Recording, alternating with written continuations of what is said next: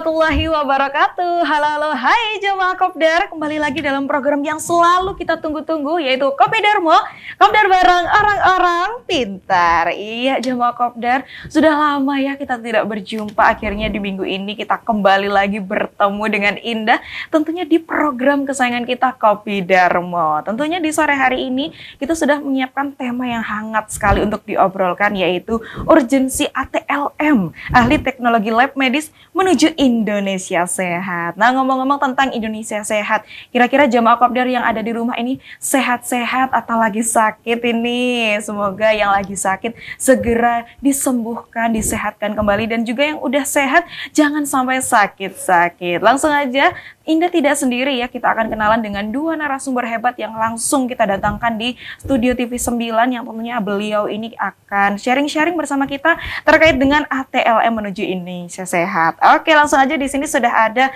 Dr. Siti Nur Husnul Yusmiati STP MKes selaku akademisi TLM Umaha dan asesor Lampe Tekes. Halo Dr. Husnul. Alhamdulillah, halo juga. Ya, sehat-sehat Dokter. Alhamdulillah. Mbak Indah makin cantik. Oh, makin cantik, Masya Allah. Kalau Dr. Husnul ini makin berseri-seri ya hari ini. Alhamdulillah. Kita harus sehat dan harus bahagia. Masya Allah. Ya, selain ada Dr. Husnul, di sampingnya juga sudah ada yang dari tadi sudah senyum-senyum ya. Ini sudah ada Dr. Evi Ratnasari Ekawati MSI selaku Dekan Fikes Umaha. Halo Dr. Evi. Halo Mbak Indah. Ini lebih kalem ya Dr. Evi. Penampakannya aja yang kalem. Penampakannya kalem. Belum jadi soalnya. Iya, gimana kabarnya dokter? Alhamdulillah sehat. Mbak Indah bagaimana? Sehat juga, karena bertemu dengan dokter harus sehat hari ini ya. Betul. Iya, ini dari mana tadi Dr. Husnul? Langsung ke sini apa tadi Kalau saya kebetulan ini tadi ada meeting sedikit di Pemprov, ada satu kegiatan begitu, jadi langsung ke sini. Ini tadi kita searah kan? Menyempatkan waktunya untuk ke sini. Iya, Kalau Dr. Evi habis dari mana Kalau ini, saya Dok? dari kampus ini tadi langsung ke sini.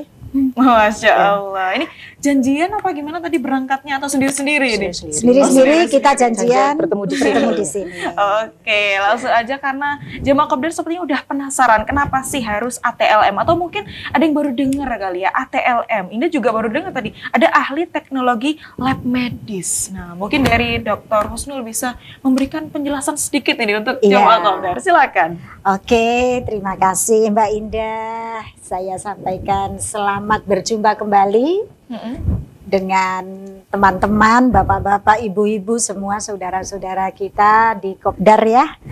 Jadi masalah kesehatan itu nggak akan lapuk ya, nggak akan basi, selalu hangat untuk kita bicarakan ya. Karena hidup itu pasti harus sehat lah. Kalau kita nggak sehat, hidup ini nggak terasa nikmatnya begitu. Nah, salah satu komponen dari masalah sehat itu adalah tenaga kesehatan. Nah, ya, karena kita sehat itu artinya di situ adalah posisi atau keadaan kondisi tubuh kita yang berfungsi secara optimal. Kalau ada gangguan bisa diatasi dengan baik, begitu. Kalau ada hal-hal yang sekiranya harus harus dihilangkan, harus dioperasi, harus disembuhkan. Nah, itu juga semuanya membutuhkan tenaga kesehatan. Nah, secara umum tenaga kesehatan itu macam-macam Mbak Indah ya. Betul. Ada banyak sekali. Ada yang bagian kuratif ya, seperti dokter atau yang lain ya. Kemudian ada di bagian preventif, pencegahan, ada yang di bagian pemulihan, rehabilitatif dan lain sebagainya. Banyak.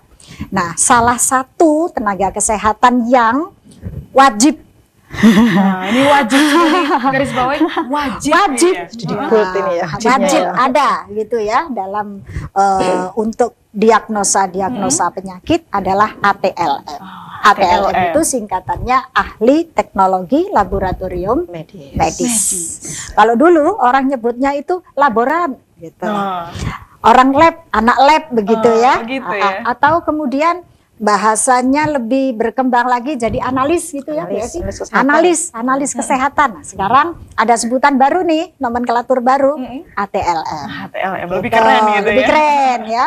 Nah, posisinya di mana ATLM ini?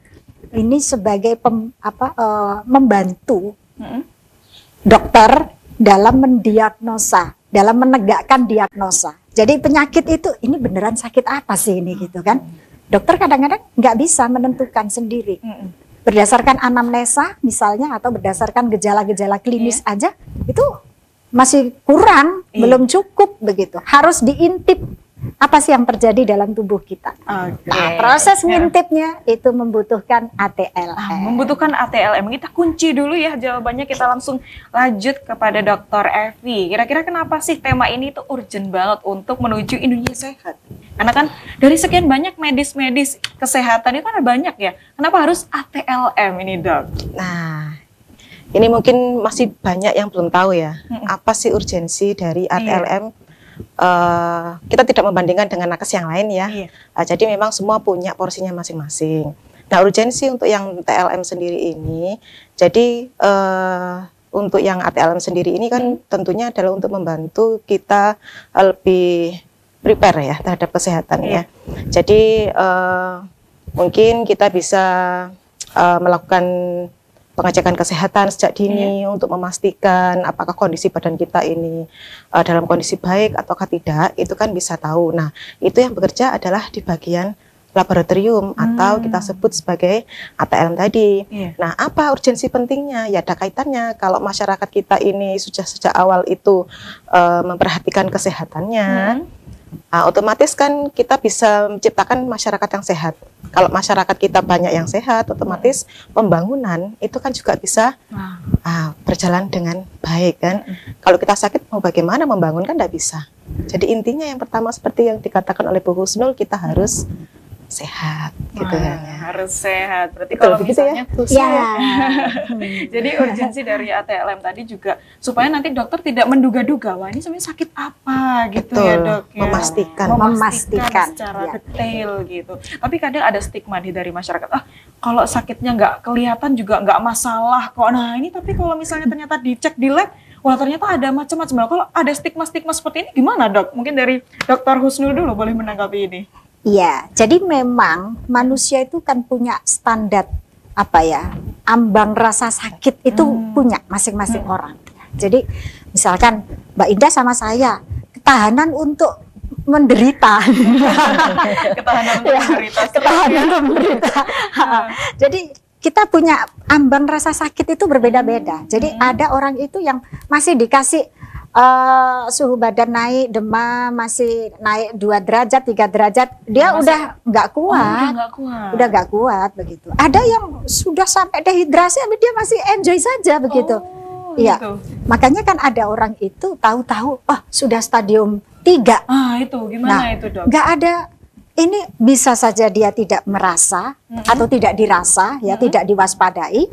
Bisa saja itu tadi jadi ambang rasa sakitnya terlalu tinggi gitu ya. Rasa sakitnya terlalu kebal. Kalau dari Dr. Evi pernah nggak menemui pasien yang pertamanya biasa aja nih, tapi ternyata kalau setelah dicek lab, sudah ada penyakit yang tidak dirasa ini? Seringkali. Seringkali ya. Jadi pasien yang datang ke lab ya ini ya, yang datang ke lab itu dia tidak menampakkan atau yang bersangkutan tidak merasa sakit apa-apa. Saya loh kesini sehat-sehat aja Bu, hanya medical check up aja biasa. Nah, ternyata begitu setelah diperiksa, diambil darahnya, urin dan lain sebagainya, nah ternyata misalnya nih ya, ada kolesterolnya tinggi, asam uratnya tinggi, tapi ternyata yang bersangkutan itu tidak menunjukkan gejala apa-apa. Jadi yang bersangkutan merasa saya lo baik-baik saja gitu. Kalau seperti itu malah ini ya, baru taunya di akhir malah kita tidak bisa mencegah. Kira-kira akan seperti apa ini bahayanya? Kita spill dikit dulu ini. Kira-kira bahaya nggak kalau misalnya kita malah taunya di akhir ternyata ada penyakit yang sudah luar biasa seperti itu. Jadi saya duluan ya Mbak Ida. Jadi penyakit itu kan ada namanya patofisiologi ya. Artinya bahwa penyakit itu punya perkembangan, perjalanan.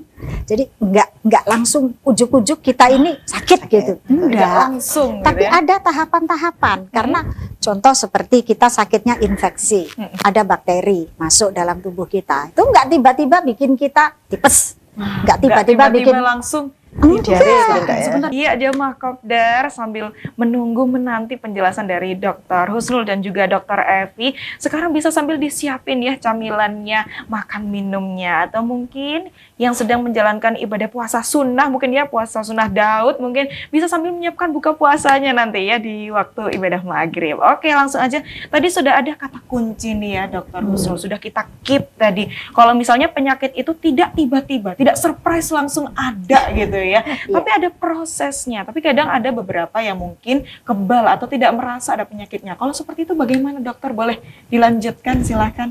Iya. Jadi ini kita ngomongin tentang penyakit ya. Memang penyakit. Bukan kecelakaan, bukan beda lagi ya. Iya, beda ya. Kalau kecelakaan beda lagi. Jadi kalau penyakit itu memang ada sesuatu agent ya, kita bilangnya kalau di ilmu kesehatan itu agent, penyebab penyakit. Penyebab penyakit itu masuk dulu ke dalam tubuh kita. Masuk dulu dalam tubuh kita, lalu di situ dia mengadakan sesuatu aktivitas yang sehingga membuat tubuh kita itu menjadi abnormal. Nah, ada gangguan-gangguan di situ. Nah, gangguan-gangguan ini yang tadi kita bicarakan, ada yang sudah dirasakan, ada yang belum dirasakan. Tadi yang terkait dengan ambang batas tadi itu, ambang batas rasa sakit itu, ya. Nah, bagaimana pentingnya kita mengintip apa sih yang terjadi dalam tubuh kita? Pentingnya kita periksa laboratorium adalah seperti yang disampaikan Bu Dr. Evi tadi, bahwa itu bisa menyelamatkan kita dari sebuah keparahan penyakit ini, ya. Jadi penyakit itu bisa diketahui lebih dini, itu lebih menyelamatkan. Secara ekonomi juga lebih lebih hemat. Daripada kalau sudah sakitnya sudah terlalu parah, malah harus ada yang lain-lain tindakan apalagi lainnya. kalau sudah complicated. Nah, kalau sudah complicated udah nyerang sana, nyerang sini, nyerang situ. Nggak cuma satu organ yang diobatin, lebih dari gitu ya. 2 organ, 3 organ. Nah, seperti itu. Maka di sini penting banget kita itu untuk ya mengintip lah. Selama ini stigma masyarakat kan menganggap sakit dulu baru periksa lab. Takut karena dok ya. Ada juga yang malah gini, enggak jangan periksa lab nanti kita ketahuan sakitnya. Nanti malah ketahuan. Ini serem ya. Nah, malah serem. Nah, di situ malah justru kita ini supaya hati-hati. Bagaimanapun memang dalam tubuh kita selalu ada perubahan-perubahan. Selalu ada kewaspadaan, tetap harus itu. Ya, karena dalam ilmu kesehatan tubuh manusia itu selalu ada agent, selalu ada penyebab penyakit, selalu ada ketahanan dalam tubuh kita kuat apa enggak gitu, dan selalu ada unsur lingkungan yang bisa mensupport atau bisa merugikan. Ini menarik sekali ya. Boleh kita lanjut ke Dokter Evi. Kira-kira tadi kan sudah ada menemui beberapa pasien, bahkan sering kali ya ada pasien yang pertamanya kelihatan biasa-biasa saja, tapi waktu dicek lab, wah ternyata ada sesuatu di dalam tubuhnya. Kalau misalnya kita atau saya menjadi pasien ya, apakah saya harus rutin atau berapa kali saya harus rutin untuk cek lab supaya nanti tidak terjadi hal-hal yang tidak diinginkan ini dok?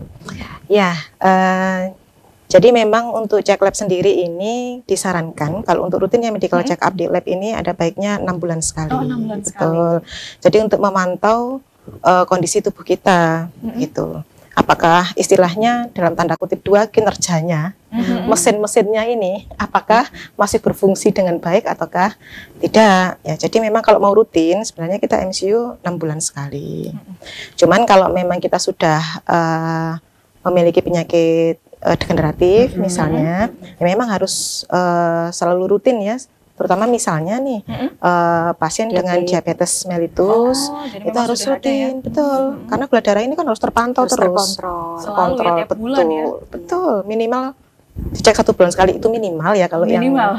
Untuk yang diabetes ya, karena kan dia pengobatan bahkan ada yang menggunakan insulin juga, jadi seperti itu. Cuman kalau misalnya nih kayak kita seperti ini, yang alhamdulillah kita masih merasa oh saya ini loh masih sehat.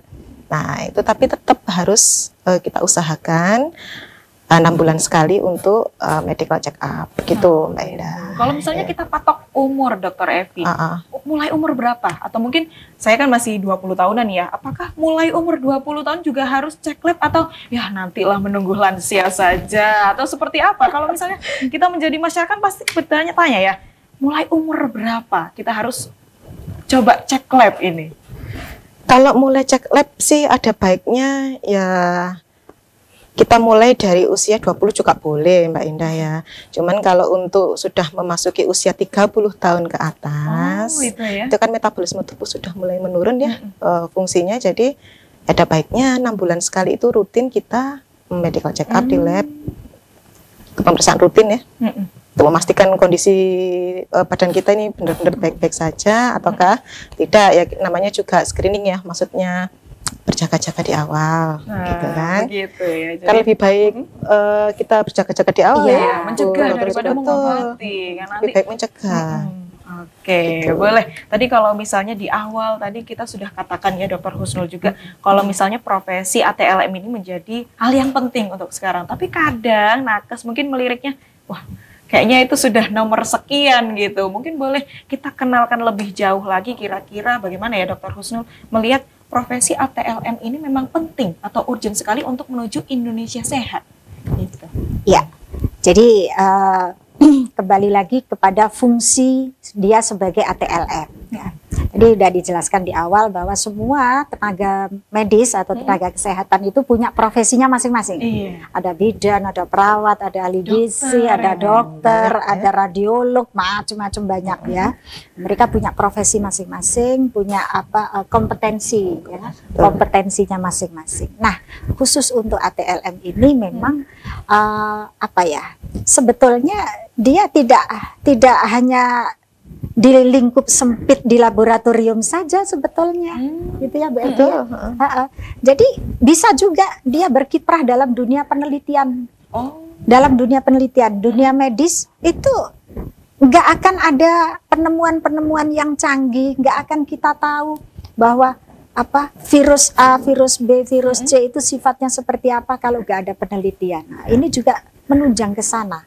Ya, jadi di laboratorium itu banyak sekali yang bisa kita kerjakan, banyak sekali yang bisa kita kembangkan. Tidak hanya semata-mata, oh ini hanya untuk ngelayanin orang sakit aja. Karena mikirnya, aduh nggak mau deh, nanti cuman gitu doang katanya.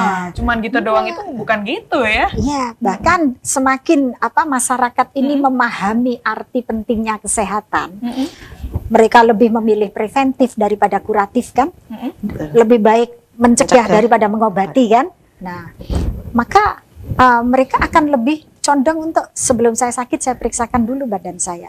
Nah, di situ bisa juga ada muncul peluang-peluang menjadi entrepreneur di bidang laboratorium medis. Ya? Sangat bisa.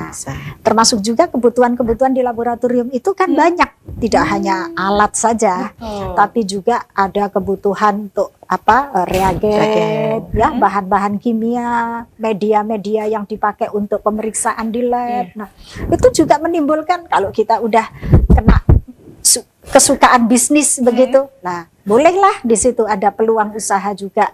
Ya, tentu semua dijalani dengan profesional. Dengan profesional Tadi kita udah kenalan sama narasumbernya, tapi kita tidak kenalan lab itu ada apa aja, Dokter Evi. Karena saya taunya cuma yaudah lab gitu aja, lab cek darah udah gitu ya, nggak ada lagi. Kira-kira apa aja Dok?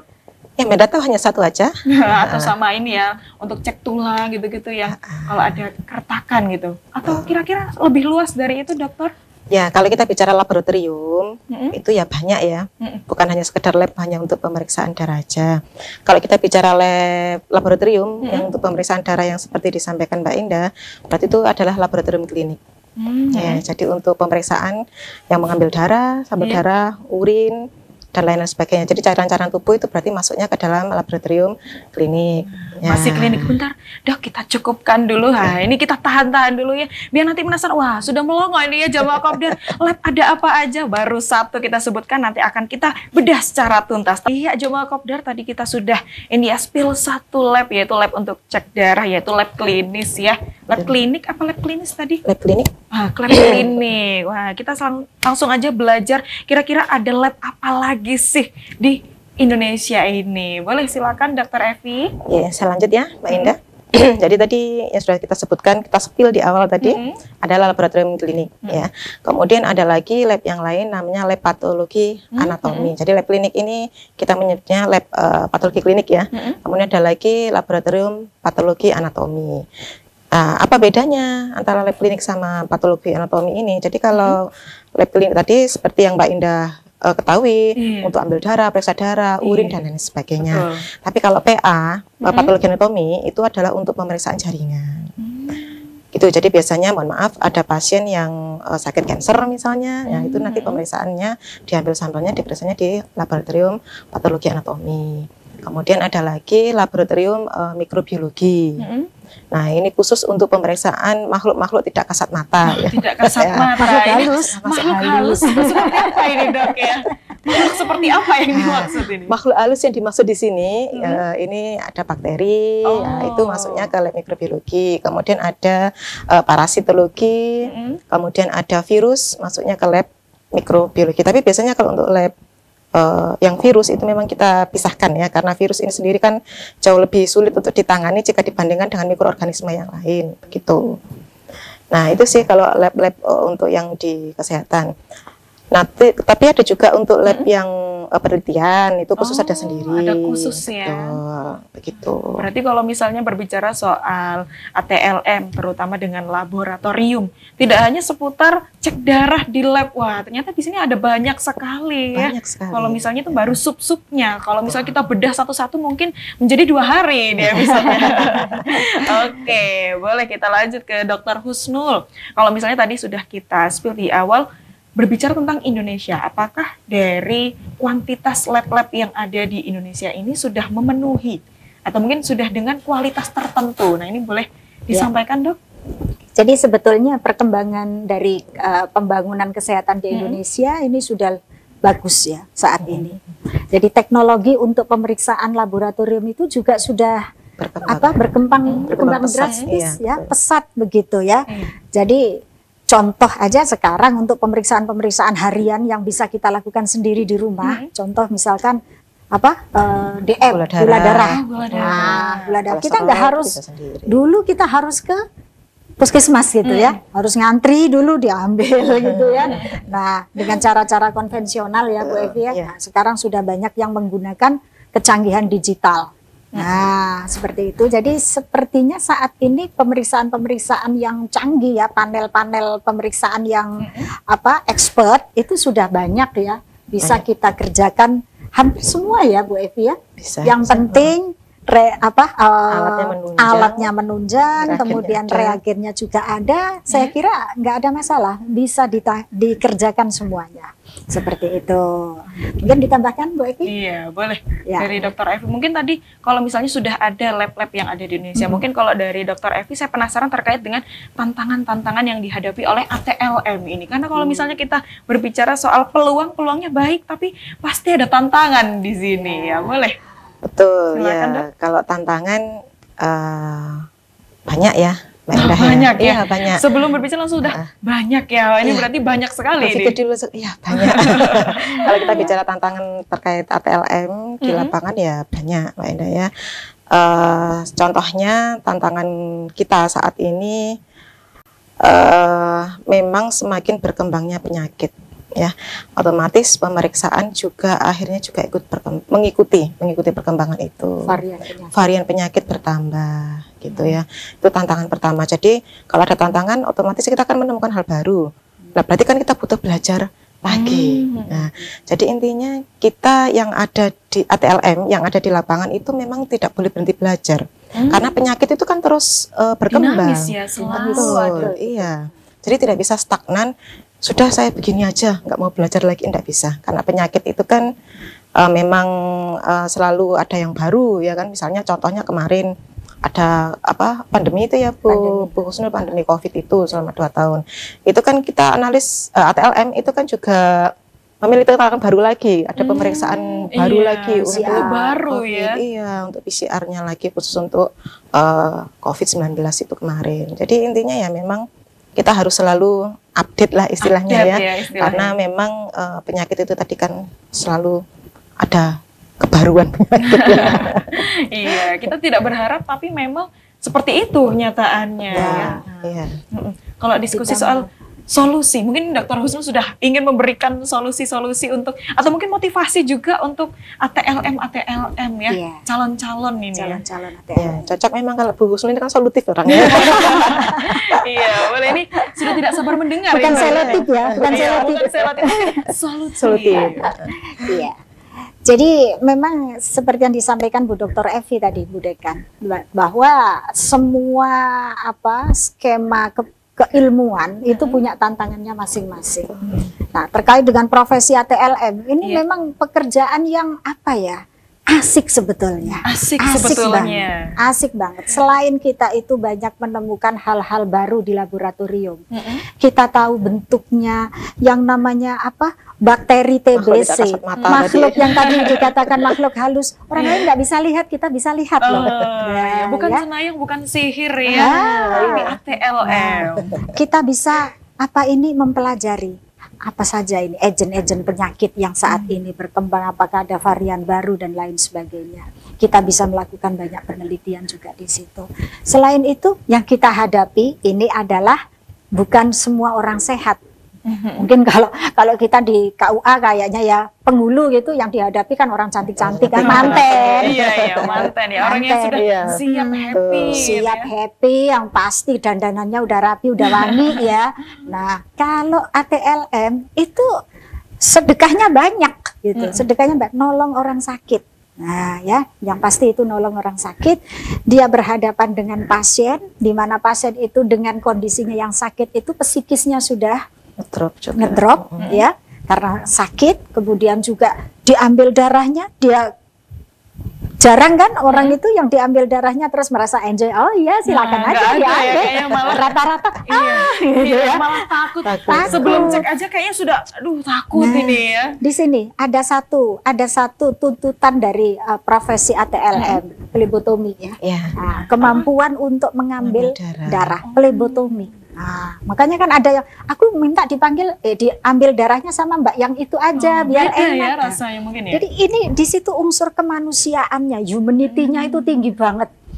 Tinggi banget, bagaimana kita bisa menyamakan frekuensi rasa dengan pasien yang akan kita ambil. Di situ phlebotomi itu enggak hanya sekadar ilmu coblos-mencoblos. Tapi ada kedekatan batin. Ada kedekatan batin. Bagaimana kita bisa sefrekuensi sama pasien. Supaya cara kita dan juga model kita mengambil sampel itu tidak menimbulkan sakit. Ya sakit ya adalah pasti ya sakit, tapi tidak. Pasti. Nah itu. Kemudian juga di sana dalam rangka membantu penegakan diagnosa dokter. Nah, ini mereka jasanya luar biasa. Jasanya luar biasa. Karena yaitu tadi, memang tanggung jawabnya tinggi banget. Kalau misalkan hasil kerja dari analis itu tidak teliti misalkan, itu juga bisa menimbulkan kesalahan dari diagnosa oleh dokter. Menimbulkan masalah baru. Menimbulkan masalah baru. Gitu. Jadi di sini sebetulnya profesi dari ATLM itu luar biasa, sisi kemanusiaannya dapat, sisi keilmuannya pasti dapat, dan banyaklah sisi-sisi yang lain. Ini ternyata kesehatan tuh bukan hanya sekedar yang penting bikin orang sehat, tapi juga ada kedekatan batin karena ada unsur kemanusiaan yang harus diberikan. Oke, Jamaah Kopdar, kita masih Jamaah Kopdar. Tadi kita sudah kenalan ya dengan yang namanya ATLM, urgensinya, terus kenapa sih ini harus disokong untuk menuju Indonesia sehat. Nah, sekarang kita akan persiapkan kira-kira ya, ini langsung kita todong ini ya, Dr. Evi. Kira-kira apa saja sih yang harus kita persiapkan sebagai pasien ya atau masyarakat kalau mau cek laboratorium? Apakah kita harus bawa fotokopi KTP atau mungkin harus bawa sertifikat rumah atau apa yang buku harus nikah, dipersiapkan? Buku nikah ya barangkali ya. Kalau tentang itu, nah ini penasaran ini Indah, kira-kira apa saja yang harus dipersiapkan nih Dr. Evi? Iya Mbak Indah. Jadi kalau kita persiapan mau pemeriksaan lab, tidak perlu membawa harta benda kita semua. Apalagi sertifikat rumah, nanti bisa terlalu kita jauh ya. terlalu jauh. Jadi untuk persiapan memang ini penting, perlu kita informasikan ke pasien yang akan memeriksakan diri ke lab ya. Tergantung ya. Betul. Nah, persiapannya tergantung apa yang jenis pemeriksaannya. Jadi memang ada yang disyaratkan untuk pasien ini berpuasa. Nah, berpuasa tidak sekedar berpuasa 1-2 jam ya. Jadi ada aturannya. Misalnya nih, kalau kita mau mengambil pemeriksaan kolesterol misalnya. Jadi sebelum diambil darahnya kita diwajibkan puasa 8-10 jam misalnya ya. Tidak boleh makan apa-apa, boleh minum air putih aja, gitu ya. Nah, itu harus dipatuhi. Kalau tidak dipatuhi memangnya kenapa? Ya kan berpengaruh lah tentunya ya. Berpengaruh kemana? Ya ke hasilnya. Hasilnya memangnya kenapa? Ya berarti hasilnya nanti bisa jadi tidak sesuai dengan kondisi aslinya. Ya toh? Jadi malah bisa jadi betul, tidak valid. Tidak valid, ya? betul. Jadi memang nanti biasanya kalau ada orang yang mau pemeriksaan di lab, misalnya nih dia datang nih ya bawa form permintaan pemeriksaan, kemudian ATL nanti akan mengecek pemeriksaannya apa, baru dia akan mengasihkan syarat-syarat yang harus dipenuhi, syarat-syarat harus dipenuhi ya. Jadi apa aja pasien ini harus ngapain dulu sebelum diambil darahnya, gitu Mbak Indah.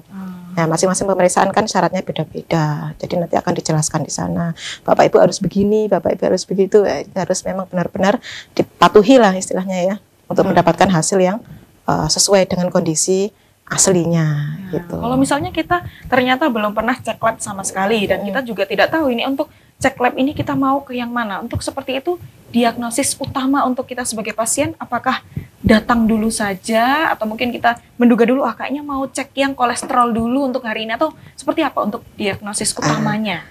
Biasanya kalau untuk pasien-pasien yang seperti itu ya datang sendiri tanpa membawa surat pengantar dari dokter ya, maksudnya kan ya Nanda ya. Betul. Nah itu biasanya nanti ATLM akan menjelaskan, maksudnya akan ditanya dulu ibu atau bapak ada keluhan apa selama ini gitu ya. Jadi nanti mereka akan menyarankan pemeriksaan apa saja yang perlu diambil untuk saat itu begitu. Baru nanti juga akan dijelaskan seperti apa syarat-syarat untuk pemeriksaan tersebut. Nah, jadi ditawarkanlah istilahnya ya ke pasien ya. Jangan takut ya, kata kuncinya adalah jangan takut kalau misalnya sudah ngerasa badan ini kok rasanya nggak enak, kok sepertinya kepala kok sakit terus tapi kok juga diminumin obat nggak sembuh-sembuh atau ada sakit di perut kanan atau perut kiri. Wah, sebaiknya langsung aja diceknya ke laboratorium ya. Kalau misalnya diduga-duga belum tentu juga betul ya, atau mungkin juga diduga-duga belum tentu salah. Nah, oke, langsung aja tadi nih ya sudah kita tahan-tahan dari tadi Indah udah penasaran sama yang namanya Vikas Umaha. Nah, ini boleh dijelasin lebih lengkap detail sama Dr. Husnul, silakan. Ya, jadi di sini memang kami berdua itu punya home base di Fakultas Ilmu Kesehatan Universitas Ma'arif Hasim Latif. Kami ada di Sidoarjo, tepatnya di Kecamatan Taman, di Kelurahan Ngelom Megare. Ini satu tempat yang strategis ya. Jadi dari Surabaya dapat, dari Gresik dapat, dari Sidoarjo juga dapat. Gitu. Jadi kita segitiga emas.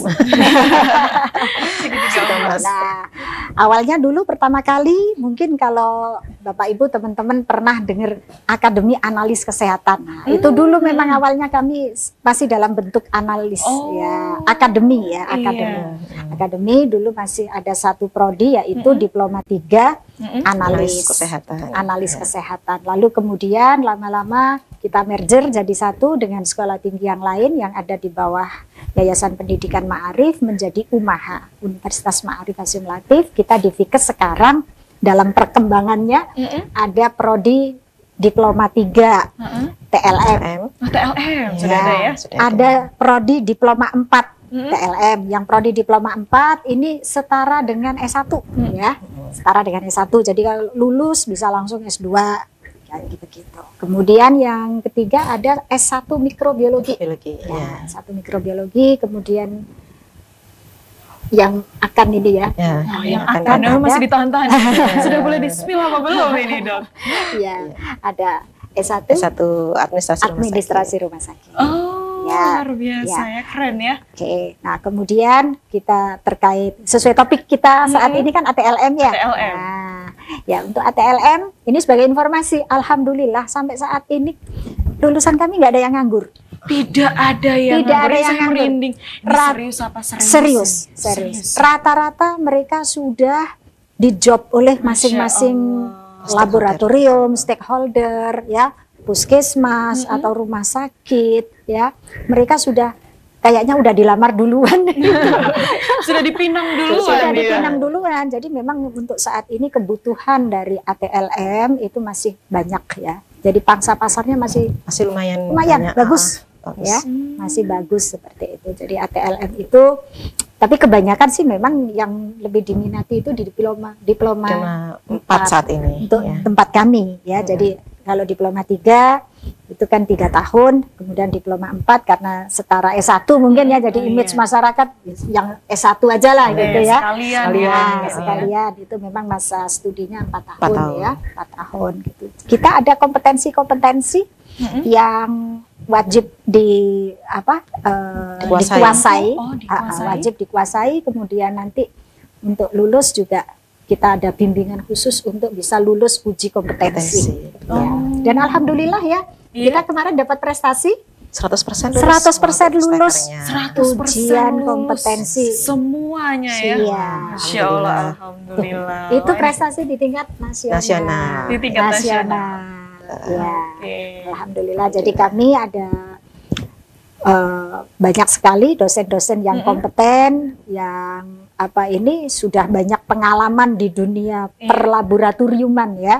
Kita juga punya stakeholder yang hebat-hebat, ada di Rumah Sakit Dr. Sutomo, ada di beberapa lab-lab medis yang lain ya. Kemudian juga kita juga punya program-program pengabdian masyarakat ya.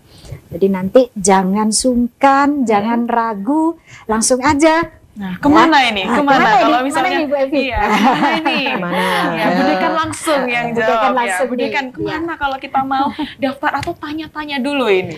Boleh. Jadi kalau kepo ya, ingin tahu, ya, ingin tahu. Bisa berkunjung ke Instagramnya Fikes Umaha. Fikes Umaha. Betul. Bisa juga berkunjung ke Facebooknya. Jadi nanti di situ akan tertera siapa yang bisa kita hubungi. Jadi ada narah hubungnya di situ. Bisa langsung hubungi di situ. Oke, kalau misalnya ada stigma masyarakat, wah kalau mau jadi Fikes ini ya sudah harus pasti pinter atau sudah pasti harus lulusan SMA negeri pilihan. Nah, kalau kayak gitu gimana ini? Karena saya juga kadang kepikiran, wah kalau misalnya harus menjadi nakes atau dimasuk ke Fikes itu harus pinter. Ini gimana? Boleh Budekan menenangkan jiwa-jiwa kita yang bergejala ini. Nggak harus dari sekolah negeri yang pilihan gitu ya. Tidak harus jurusan IPA juga ya. Tidak harus jurusan IPA berarti ya. Tapi memang kalau yang dari jurusan IPA mungkin lebih enak ya karena mereka sudah ada dasarnya. Sudah ada basicnya ya. Cuman kalau yang dari IPS juga bisa gitu. Karena nanti kan ada proses ya, proses pembelajaran di situ yang awalnya masuk tidak bisa, otomatis keluarnya ya harus bisa gitu ya. Harus bisa karena ada uji kompetensi yang harus mereka lalui juga gitu. Jadi enggak harus pintar yang IQ-nya di atas rata-rata. IQ harus 300 susah itu ya. Oke, berarti kalau misalnya tadi nggak harus dari IPA berarti ya. Kalau misalnya IPA memang akan lebih memudahkan, tapi kalau misalnya ada yang tiba-tiba pengen lintas jurusan dari IPS ingin, kayaknya pengen deh jadi nakes, tapi masuknya di Fikes Umaha, itu apakah tetap bisa diterima? Bisa ya. Budekan sudah yang menjawab langsung ya. Bisa. Jadi kalau misalnya Jamaah Kopdar mau tahu ini ya, bisa langsung kunjungi Instagram ataupun Facebooknya di Fikes Umaha. Oke Jamaah Kopdar, dari tadi kita sudah berbincang-bincang ya dengan Dr. Evi dan juga dengan Dr. Husnul seputar dengan urgensi ATLM menuju Indonesia sehat. Nah, karena kita sudah paham, tapi boleh dong dari Dr. Husnul duluan ya, mungkin bisa memberikan pesan-pesan untuk Jamaah Kopdar yang ada di rumah. Silakan dokter. Ya, jadi buat semuanya, terutama ini masyarakat Gen Z. Sekarang kan masyarakat Gen Z ya. Gen Z, anak-anak muda. Anak-anak muda. Jangan berpikiran apa itu anak lab gitu kerjanya cuma di situ-situ, jangan seperti itu. Jadi kompetensi laboratorium itu sekarang bahkan menginternasional, dibutuhkan. Jadi luar negeri itu masih banyak yang butuh ya. Ahli-ahli teknologi laboratorium medis dari Indonesia, banyak yang dibutuhkan ya, seperti itu. Jadi kita ada nilai keilmuan yang bisa kita peroleh, kemudian juga eksplorasi, nah ya eksplorasi tentang apa ini pemeriksaan penyakit yang semakin lama ini semakin canggih ya, semakin bervariasi, semakin canggih, dan juga tentunya nanti ada feedback yang tidak bisa kita kesandingkan. Apa itu? Sisi kemanusiaan yang luar biasa, humanity-nya. Nah, jadi di sini nanti teman-teman Gen Z yang berminat sudah jangan pikir sekali dua kali, nggak usah dipikir, langsung aja jalan ya. Langsung aja mendaftar ke Fikes Umaha, bisa masuk ke diploma 3-nya atau diploma 4-nya untuk nanti sebagai tenaga medis ahli teknologi laboratorium medis ya. Bisa kerja di labnya siapa? Bisa kerja di labnya sendiri. Bisa juga bersama-sama dengan teman-temannya membuat berwirausaha sendiri, membuka layanan sendiri juga sangat bisa. Jadi nanti banyak sekali yang bisa kita kembangkan. Kami punya jaringan-jaringan yang sudah luar biasa, baik itu alumni kita ada di seluruh Indonesia Raya. Di seluruh Indonesia ada tersebar, kemudian juga para dosen-dosen kami semua sudah kompeten, dan juga mitra-mitra kami selama ini juga adalah mitra-mitra yang luar biasa di bidang teknologi laboratorium medis ya. Oke, luar biasa. Boleh disambung oleh Ibu Dekan Fikes Umaha langsung ini ya, silakan Dr. Evi. Ya, menyambung apa yang disampaikan oleh Ibu Dr. Husnul ya. Jadi ATLM ini bukan profesi yang ecek-ecek. Ya. Jadi jangan malu. Nah, mungkin kalau saya lihat saat ini Gen Z itu memang lebih tertariknya adalah ke teknologi ya, lebih ke arah teknologi.